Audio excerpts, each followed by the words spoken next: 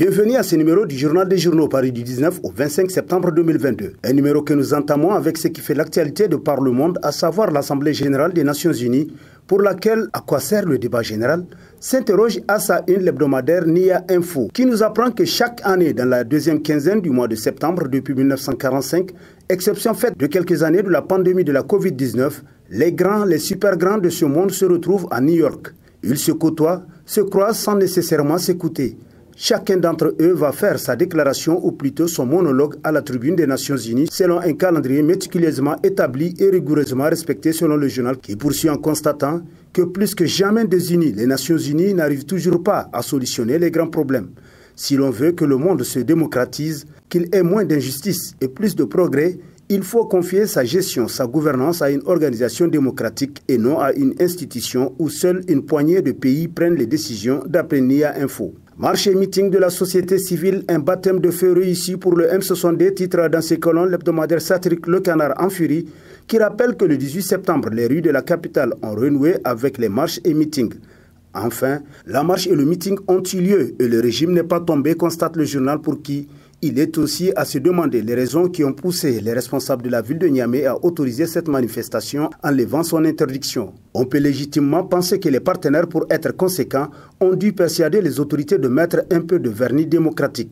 Et il fallait trouver un moyen pour autoriser la marche. Dans ces conditions, quelqu'un doit se dédire selon le satirique pour qui la justice ne pourrait pas prendre ce risque. Elle a régulièrement refusé l'expression de la démocratie et de la liberté en tranchant en faveur des interdictions de manifester. Pour un début, pour le M62, le REPAD et la société civile, la manifestation a été un succès en dépit de quelques pièges, conclut Le Canard en furie. Cependant, pour l'autre satirique, Le Canard déchaîné, il s'est agi d'une marche de soutien à la Russie. En effet, pour ce journal, le REPAD, qui regroupe plusieurs organisations de la société civile, la marche suivie de meetings à Niamey et à Dosso, a organisé cette manifestation afin de dénoncer la cherté de la vie, la hausse du prix du gasoil à la pompe ainsi que la présence de l'armée française au Niger. Au-delà de la mobilisation moyenne constatée dans les deux villes, ce meeting a surtout été l'occasion pour ces organisations d'afficher à la face du monde leur soutien à la Russie, selon Le Canard déchaîné. Albadé Abouba, le sens de la parole donnée, titre dans ses colonnes l'hebdomadaire Le Point News, pour qui point d'éloge, mais un devoir qu'il se donne pour célébrer les dignes filles et fils du Niger qui ont véritablement marqué de leurs empreintes indélébiles la vie de la nation, d'où la rubrique Icône. Pour l'homme politique qui ouvre cette rubrique, notamment Albadé Abouba, le président du parti politique MPR Jamhouria, à tout point de vue, le sens de la parole donnée est d'or. Discret, Albadé Abouba, à tort ou à raison, est loin cependant de vivre son cardion au Parlement nigérien. Toute chose qui fait dire à certains qu'il est l'oublié de la Renaissance, acte 3, selon le Point News qui renchérit. En tout cas, l'homme ne pipe mot. Entretien sécurité au Sahel avec le secrétaire général du MSA du Mali. Aujourd'hui, il faut qu'on prenne conscience qu'on est face à un monstre et on l'a tellement laissé grossir et occuper de l'espace. Titre dans la rubrique politique de sa parution, date du 20 septembre, le quotidien privé Mouria, qui nous apprend que Moussa Ag Acharatouman, le secrétaire général du MSA Mali, s'est exprimé pendant près de 20 minutes sur le IGS. Il explique la menace, la stratégie et le mode opératoire de l'EIGS. Il parle également des conflits locaux, de l'appel de Gamou, la bataille d'Adramboukane et bien d'autres sujets autour de l'avancée de l'EIGS dans la zone de Ménéka. Selon lui, tel que rapporté par le journal, la ville de Ménéka est la seule localité qui n'est pas encore sous contrôle de l'EIGS. Il parle également de crimes commis par l'organisation terroriste. Un exposé très complet de la menace que l'EIGS Daesh représente pour le Sahel d'après Mouria qui nous apprend que les djihadistes vont essayer d'avancer sur les régions du centre et Bamako, la capitale malienne. Et ils sont en train de progresser aussi vers les autres pays côtiers. Le projet de loi de finances 2023 estimé à 3 245 milliards 44 millions de francs CFA, titre dans sa rubrique Nation, l'hebdomadaire L'actualité, qui nous apprend que la hausse du budget 2023 permettra de mieux faire face à la campagne agricole presque déficitaire dans le pays, notamment contre l'augmentation des prix de produits de première nécessité provoquée par la guerre en Ukraine. Il est bien vrai que le gouvernement nigérien a initié plusieurs réformes économiques dans le cadre de l'amélioration des recettes fiscales cette année, toutes choses reconnues par les organisations monétaires régionales et internationales selon le journal qui dit qu'on se rappelle que dans son rapport du mois d'avril 2022 axé sur les perspectives économiques mondiales, le FMI annonçait que le Niger va enregistrer la plus forte croissance africaine, ce qui lui permettra d'augmenter significativement son produit intérieur brut, PIB. Cette reprise économique progressive du pays est indiscutablement liée à la mise en œuvre du projet d'oléoduc voulu pour accroître la capacité de production pétrolière selon l'actualité. Reprise du contrat d'affermage de la Sine, les vraies raisons de l'agitation de Omar Hamidou Tchana, titre à sa une Niger Inter Hebdo, qui nous apprend que la privatisation de la Sine dure 20 ans aujourd'hui. Mais à l'épreuve des faits, nous sommes à milieu de la réalisation de l'objectif initial.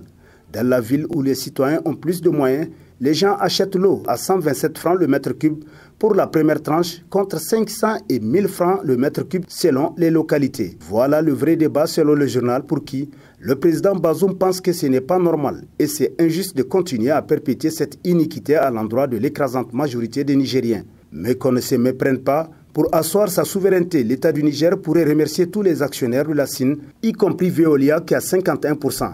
L'Adan Tchana pourrait donc souffrir de cette mesure qui vise une meilleure desserte de la majorité de nos concitoyens en eau potable et au meilleur prix selon Niger Inter Hebdo. Alcia Douane, un rapport erroné portant sur 180 milliards de francs CFA, se demande l'hebdomadaire Le Courrier, d'après qui, selon des sources crédibles, suite à une investigation de la Alcia, un rapport qui révélerait des anomalies de gestion de 180 milliards de francs CFA à la douane nationale aurait été produit. Ce rapport aurait étonné et offusqué les responsables et agents de la douane, car depuis la bancarisation en 2018 des recettes douanières, les agents ne perçoivent plus l'argent. Des comptes bancaires sont ouverts pour le versement des recettes par les usagers des services douaniers, nous apprend le journal qui renchérit. C'est pourquoi, pour voir clair dans ce rapport, le président de la République aurait rencontré il y a quelque temps des responsables de la Alcia et de la douane.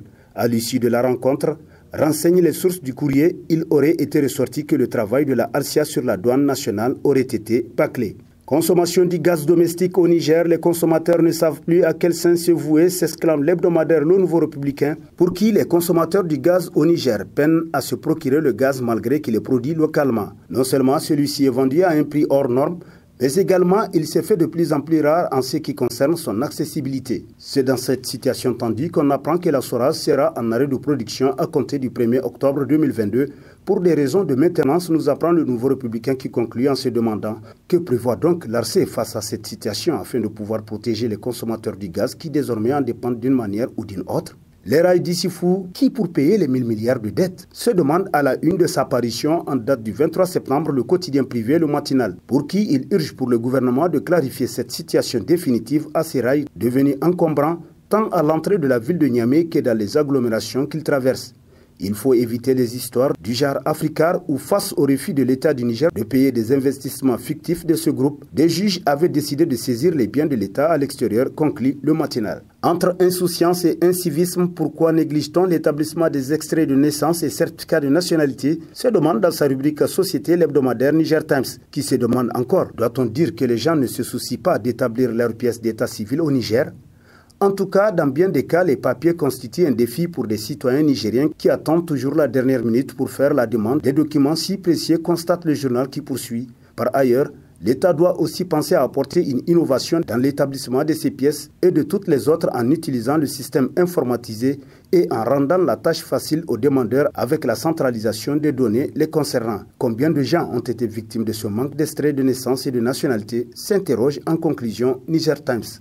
Commune urbaine de Gaïa, un bras de fer à l'issue incertaine, titre dans ses colonnes l'hebdomadaire Le Monde aujourd'hui, qui constate que dans un pays où certaines personnes ont des égos hypertrophiés, la gestion de cette commune risque d'être un véritable casse-tête. On a encore en mémoire la seule cohabitation au sommet de l'État. Au dire des observateurs, les délibérations du Conseil comptent pour du beurre. Le maire Moukela Bourema, assuré du soutien de l'administration de la mairie, n'en ferait qu'à sa tête.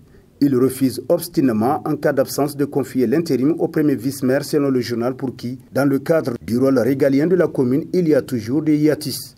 Le maire instruit l'administration de ne point exécuter les décisions de son vice.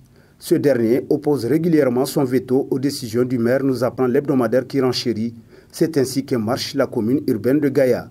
Jusqu'à quand, se demande Le Monde aujourd'hui. Recrutement clandestin dans les sociétés et projets à Agadez, la colère des jeunes s'amplifie, titre entre autres à Saïn, l'hebdomadaire Aïr Info qui nous apprend qu'après ceux d'Agadez, Kirozirine Ingal, Dabaga, Tabelot, Danat, Aderbsinat, c'est au tour de la jeunesse d'Arlit de lever la voix contre Global Atomic et ses procédures de recrutement. Dans des déclarations rendues ces derniers jours, ces jeunes ont condamné l'appel d'offres d'emploi discriminatoire de la compagnie tout en posant des revendications. La pomme de discorde est l'appel d'offres lancé par Global Atomic dans le cadre du recrutement de la main-d'œuvre pour l'exploitation du nouveau site d'uranium d'Aza qu'elle entend ouvrir à Tagaza, localité située dans le département de Kirozérine, région d'Agadez. Ce jeune estime que le dit appel d'offres est discriminatoire à l'égard de la jeunesse. Pour eux, les critères de sélection, notamment l'âge et l'expérience requis, ne donnent aucune chance à la jeunesse de pouvoir s'y positionner.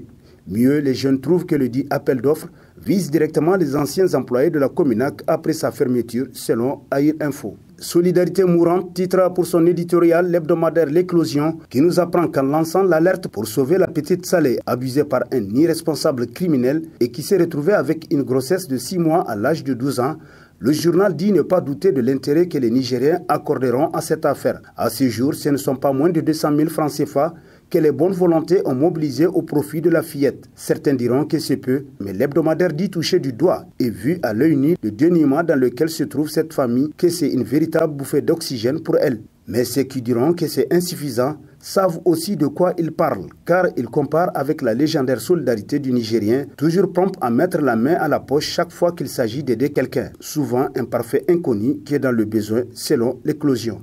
Et sur ce prend fin le présent numéro de la revue de presse. Prochain rendez-vous, plaise à Dieu dans une semaine avec toujours la même passion de vous servir. Bonne lecture et au revoir.